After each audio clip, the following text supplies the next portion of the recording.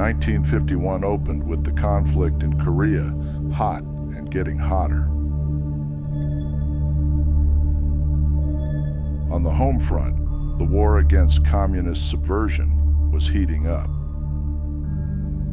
In Europe, citizens of the new nation of West Germany would soon find themselves poised on the brink of an economic miracle as their economy began to catch fire.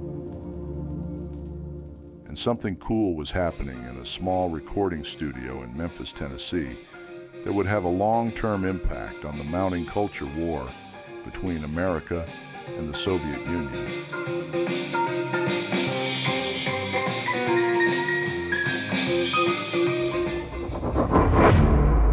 This is the Cold War, year by year.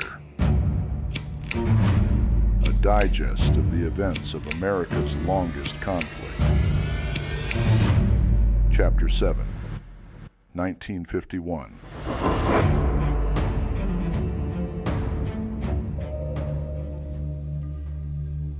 The year began with Chinese and North Korean forces launching a surprise attack on UN forces in the south, utilizing night attacks in which UN fighting positions were encircled and then assaulted by numerically superior troops.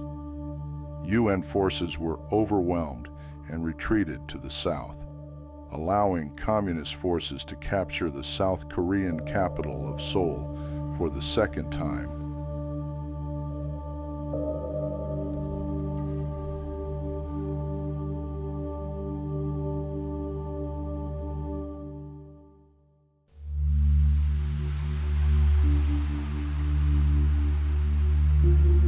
The revitalized 8th Army, led by Lieutenant General Matthew Ridgway, eventually counterattacked and expelled the North Koreans and the Chinese from Seoul.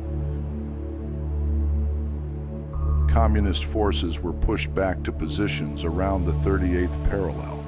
The front stabilized, and the last 2 years of the war were a war of attrition.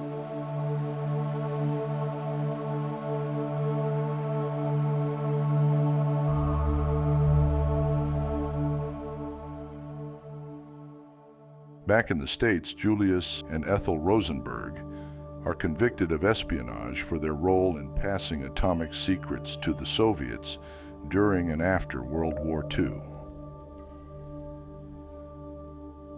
They would later be executed.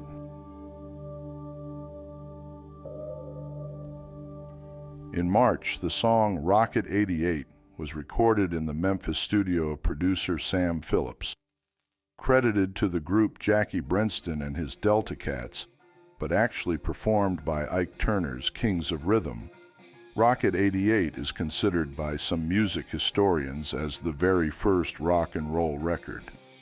Rock and roll would become a symbol of American culture and values, often promoted through cultural exchange programs like the State Department's Jazz Ambassadors tours during the 1950s and 1960s. These tours aimed to showcase American culture as a counterpoint to the perceived cultural sterility of the Soviet Union.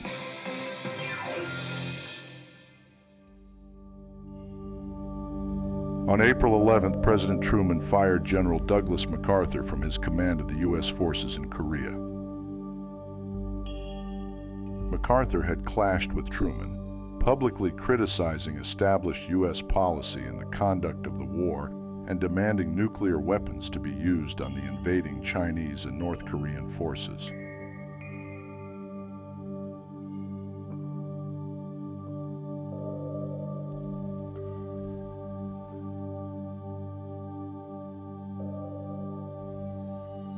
He was replaced by famed World War II Commander General Matthew Ridgway, who had led the successful counterattack against the communists earlier in the year.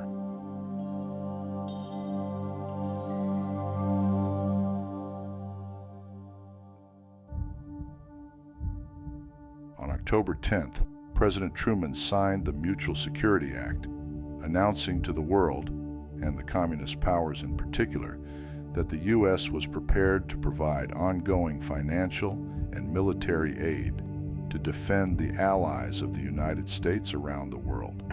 Unity with our allies is now and must continue to be the foundation of our effort. Working together, the free nations can create military forces strong enough to convince the communist rulers that they cannot gain by aggression. Working together, the free nations can present the common front backed by strength, which is necessary if we are to be in a position to negotiate successfully with the Kremlin for peaceful settlements. In response, the Soviet Union intensified its own military buildup and moved to expand its sphere of influence in Asia and Europe.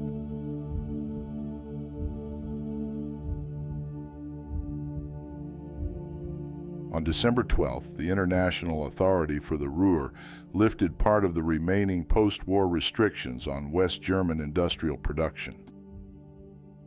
This kicked off an era of rapid industrial growth in that nation, leading to a long period of prosperity, setting the stage for what would become known as the economic miracle.